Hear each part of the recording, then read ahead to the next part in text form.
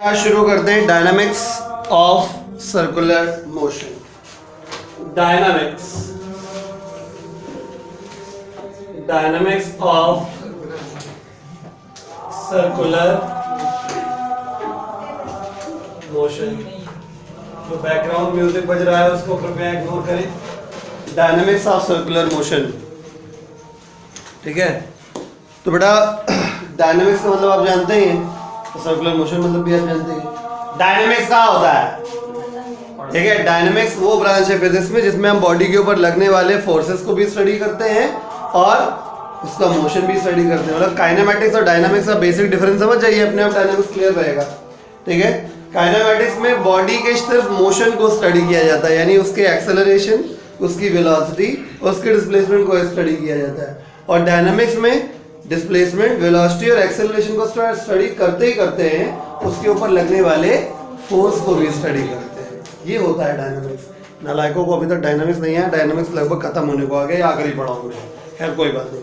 तो हेडिंग डाल दी डायनामिक्स ऑफ सर्कुलर मोशन, लिखिए it is a branch of physics. फटाफट लिखो, it is a branch of physics in which we study, it is a branch of physics in which we study. बहुत आसान है ये, ज़्यादा थ्योरी नहीं है। It is a branch of physics in which we study the circular motion. It is a branch of physics in which we study the circular motion of the body. It is a branch of physics in which we study the circular motion of the body. ठीक है, it is a branch of physics in which we study the circular motion of the body and the forces acting on it. And the forces acting on it. And the forces acting on it. ठीक है। तो mind में dynamics of circular motion दो category में पढ़ना पड़ेगा हमें, ठीक है। तो आप चाहें तो अगला टाइटल डाल सकते हैं, क्लासिफिकेशन कर देते हैं, जो हमें जिस पार्ट में पढ़ना है। तो classification of dynamics of circular motion, ठीक है बेटा। तो ये दो पार्ट में पढ़ना है, डायनामिक्स ऑफ सर्कुलर मोशन दो पार्ट में पढ़ना है। कब कब? जब बॉडी ऐसे ऐसे चलेगी, यानी हॉरिजॉन्टल सर्किल, आप जमीन पे नाच रहे हैं ऐसे, मतलब चल रहे हैं, नाच नहीं रहे मतलब, है ना, ऐसे सर्कुलर बाद में चल रहे हैं, that is horizontal circular motion. और एक यूं यूं वाला, वही लंगड़ वाला, पत्थर बांध के ऐसे ऐसे वाला नहीं, ऐसे ऐसे वाला करेंगे तो सर्कुलर मोशन हो गया, हॉरिजॉन्टल वाला, ठीक है। ऐसे ऐसे वाला आएगा समझ लो, ठीक है। तो ये हमारा हो जाएगा dynamics of horizontal circular motion, horizontal circular motion. और दूसरा है dynamics of vertical circular motion. Copy करिए फटाक से। तो इस चैप्टर में हम लोग dynamics of horizontal circular motion पढ़ेंगे और इस पोर्शन को ले जाएंगे वर्क एनर्जी पावर चैप्टर के अंदर, ठीक है। क्यों? क्योंकि इसमें इसको पढ़ने में, इस वाले पोर्शन को पढ़ने में एनर्जी को पढ़ने की आवश्यकता नहीं है, लेकिन इस वाले टॉपिक को पढ़ने के लिए एनर्जी का ज्ञान होना आवश्यक है। इस वजह से इस पोर्शन को उठा के हम लोग वर्क एनर्जी पावर वाले चैप्टर में ले जाएंगे। तो अभी फिलहाल हमको क्या हेडिंग डालना है? Dynamics of horizontal circular motion. Heading डाल दीजिए बड़ा सा, dynamics of horizontal circular motion. देखिए, जब कोई बॉडी हॉरिजॉन्टल सर्कल पे चलती है तो एक साथ एक ही बॉडी पे दो फोर्स काम करते हैं। बहुत एक शब्द बहुत ध्यान सुनिएगा, है बहुत आसान, बड़े आराम से आप समझ जाएंगे। देखिए, मान लीजिए कि ये एक सर्कुलर पाथ है हॉरिजॉन्टल, ठीक है। अब बोर्ड खड़ा है, वर्टिकल है, तो वर्टिकल में समझ लीजिएगा, ठीक है। अब जब वर्टिकल पढ़ाएंगे तो भी सर्कल ऐसे ही बनाएंगे, हॉरिजॉन्टल पढ़ाएंगे तो भी सर्कल ऐसे ही बनाएंगे, ठीक है। तो कंफ्यूजन में मत रहिएगा, इसको आपको इमेजिन करके चलना है, this is a horizontal circle, ठीक है। जब ऑब्जेक्ट एक हॉरिजॉन्टल सर्कुलर पाथ पर चलेगा, तो कोई बात नहीं, तो बॉडी के ऊपर एक ही समय पर दो फोर्स एक साथ काम करते हैं। जो बॉडी सर्कुलर पाथ पर चल रही है उसके ऊपर दो फोर्स एक साथ काम करते हैं, यानी आप समझ रहे हैं, एक ही बॉडी पे दो फोर्स काम कर रहे हैं, यानी आप दोनों फोर्सेस को एक दूसरे का एक्शन रिएक्शन नहीं कह सकते। क्लियर? क्योंकि एक्शन और रिएक्शन होने के लिए दो अलग अलग बॉडियों की आवश्यकता होती है। हम अगर पांडे जी को कंडाम मारेंगे, ठीक है, तो हमारे हाथ में होगा क्या? एक्शन। हमारे हाथ ने किया एक्शन, पांडे जी का गाल करेगा हाथ में रिएक्शन। पांडे जी हमको थोड़ा मार देंगे, ठीक है, हाँ गाल उल्टा मार देगा, ठीक है। तो उसके लिए एक्शन रिएक्शन के लिए दो बॉडीज को कांटेक्ट में होना जरूरी है। यहाँ पे क्या हो रहा है? यहाँ पे बॉडी सिर्फ एक है बेटे। इस प्रकार से ऐसे ऐसे ऐसे चलेगा और ये वेलोसिटी की डायरेक्शन हो गई। क्लियर? तो जो बाहर की तरफ फोर्स काम करता है उसे सेंट्रीफ्यूगल फोर्स कहा जाता है, जानकारी होगी आपको।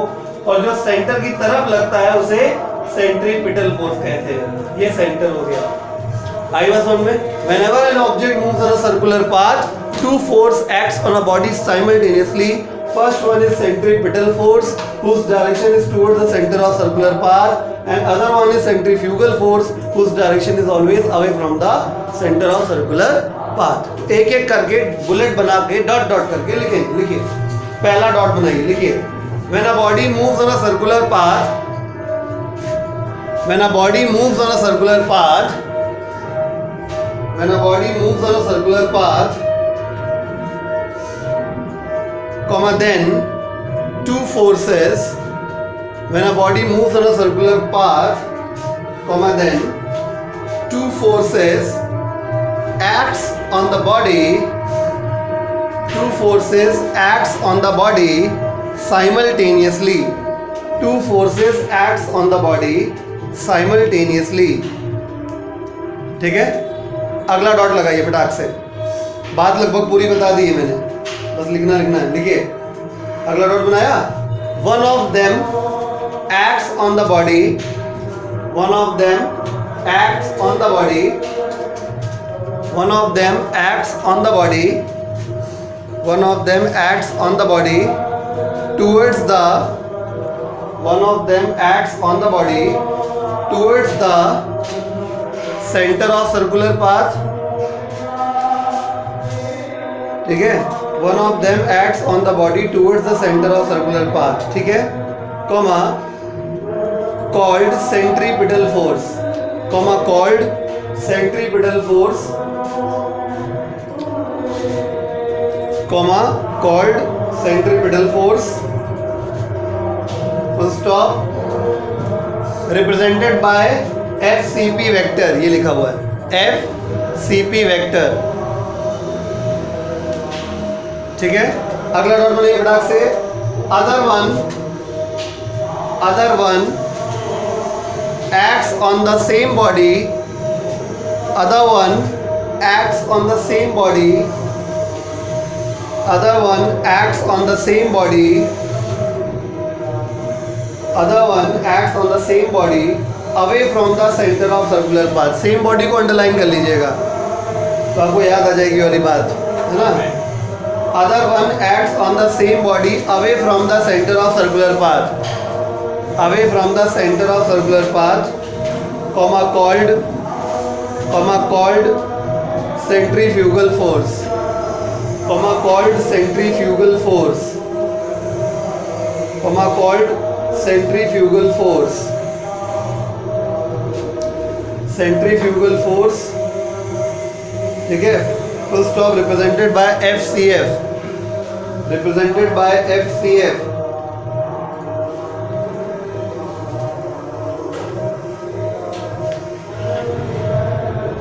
ठीक है? तो फॉर एग्जाम्पल करके ये डायग्राम बना लीजिएगा। ये बॉडी है, इस बॉडी का मास m है, इसको तो जानते हो कि वेलोसिटी है, ये सर्कुलर पाथ है, ये सेंटर है, ये FCP सेंट्रीपिटल फोर्स काम कर रहा है किधर? सेंटर की तरफ। और ये FCF है, सेंटर से दूर की तरफ। फटाक से कॉपी कर लीजिए इसको, ठीक है?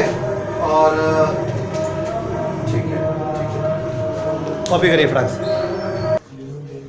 ठीक है?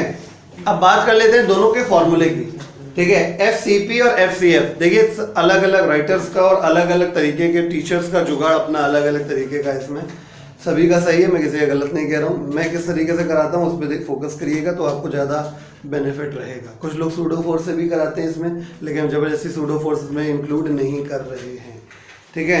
चलिए, तो ऐसे समझिए आप कि जब ऑब्जेक्ट एक सर्कुलर पाथ पर चलेगा, मान लो जैसे ये है लंगड़ वाला केस है, ठीक है, यहाँ पे आपका हाथ है और ये रस्सी है, रस्सी और ये लंगड़ बंधा हुआ है आपका स्टोन, ठीक है, तो रस्सी का टेंशन फोर्स इधर काम करेगा, बताओ याद है कि नहीं याद है?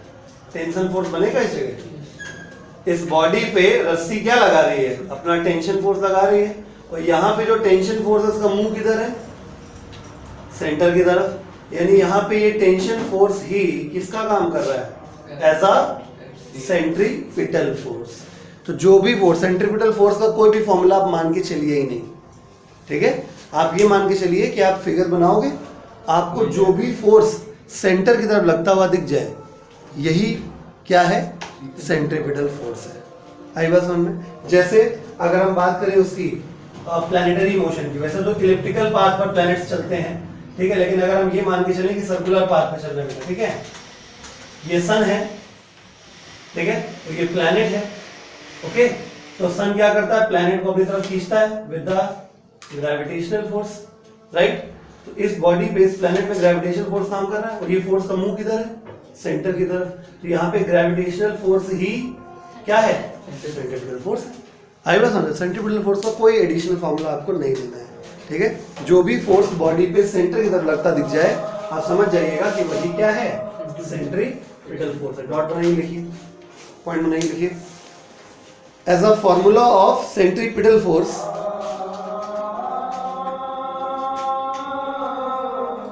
हो गया, as a formula of centripetal force, comma, we can use any force.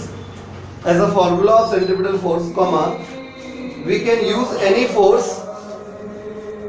We can use any force whose direction is, as a formula of centripetal force, comma, we can use any force whose direction is towards the centre of circular path.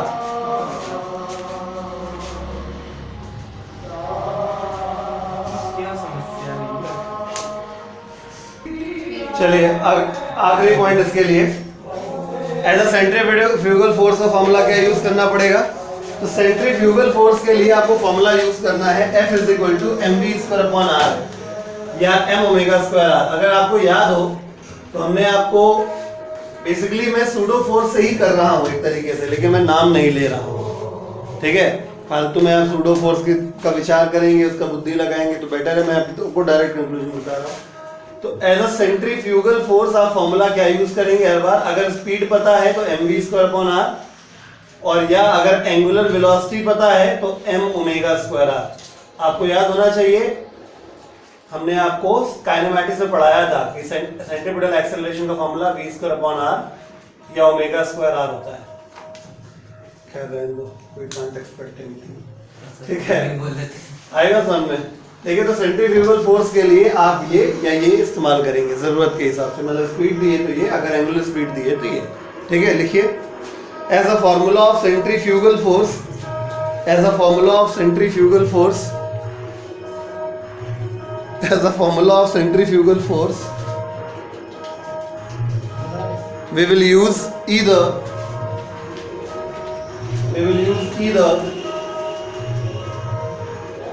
FCF = mv²/r, FCF = mv²/r और FCF = m⍵²r।